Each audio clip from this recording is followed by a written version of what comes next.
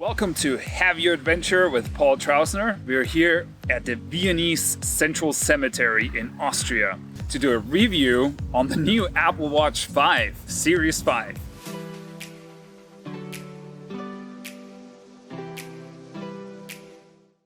The story actually goes, when I got the Apple Watch Series 3, I got it about 2.5 years ago and have been using it ever since. It worked really well and I was excited about all the features. Mostly, it motivated me to do a lot more sports. I wanted to use it so I can be more productive.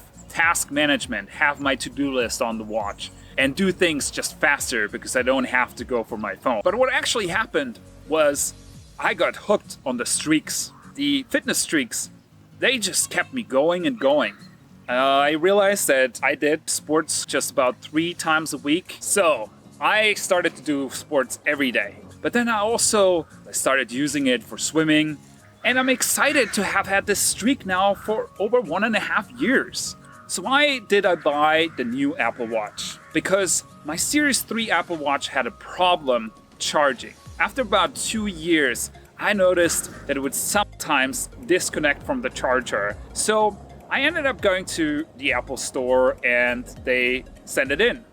Now I wanted a replacement watch because, I wanted to keep my streak. And the guy at the Apple store actually said, no, that's not a thing. They don't have loaner watches. Well, that's why I bought the new one. So this is a Nike Series 5 Apple Watch. And when I started using it, it's basically the same thing. Everything works just the way it worked with the Series 3 watch. This is the Wi-Fi only model, so I never had the functionality to go out there and talk on my watch without having my iPhone in my pocket.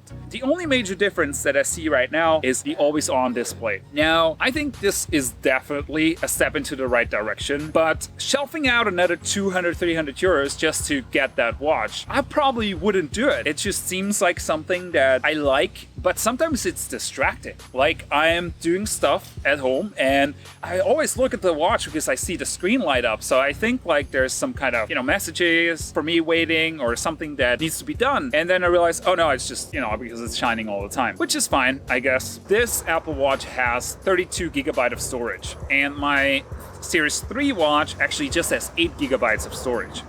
And 8 gigabytes is really not a lot. I'm battling if I should put in more podcasts or if I want to just add one more app. Now, the 32 gigs, I don't have that problem right now. I just add all the playlists I need, mostly for sports. And then I have my audiobooks synced with the Apple Watch and also podcasts. What I'd love to have is a watch I can take out without bringing my phone with me. So one of the shortcomings I can think of is messaging on the watch.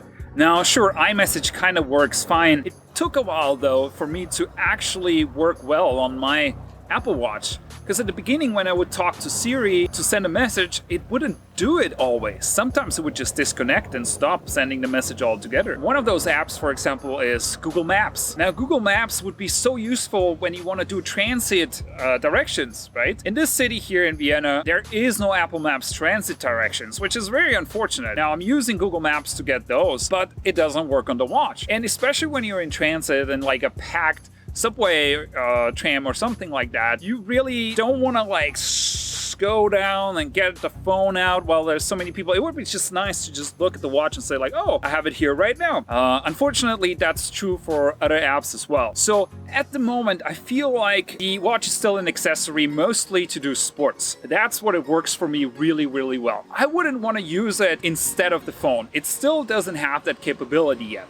So I've had the Apple Watch right now for about 10 days. I hope that in a year or two, they add things that really work well for long term. Until then, I'm probably gonna return this and get my repaired Apple Watch 3 back. It is a nice watch, and if this was the first time for me to have an Apple Watch, I would totally keep it and be excited about it because it does everything a smartwatch should do, and it's probably the best smartwatch out there. Now, for those who have the Series 3 Apple Watch, sure, it's a bigger display, but I barely notice that. Like, how often are you actually looking at the display? The always on thing is nice, and it's a good feature, but it doesn't want to make me upgrade from the Series 3. And all the other things, sure, the storage is better. I still get by with my Apple Watch Series 3, right? It works. If you don't have an Apple Watch, it's definitely a great fitness tracker. So if you want to go and purchase one right now, this is definitely the best Apple Watch you could buy at the moment. Alright, so as you can see in this location, this is something special, something new that I wanted to try, you know, like being here at the cemetery, it has a reason. It's just after Halloween, and here in Austria, like in so many other Catholic countries, people like to honor the dead and come to the graveyard. And I feel like it's way better to test tech somewhere outdoors and do this kind of tech review for you right now here in this location. If you liked that review, let me know in the comments down below. Like the video and subscribe to my channel, and I'm gonna do more like these. Also, I want to address any kind of questions about the watch, so let me know, and then we'll see each other in the next video.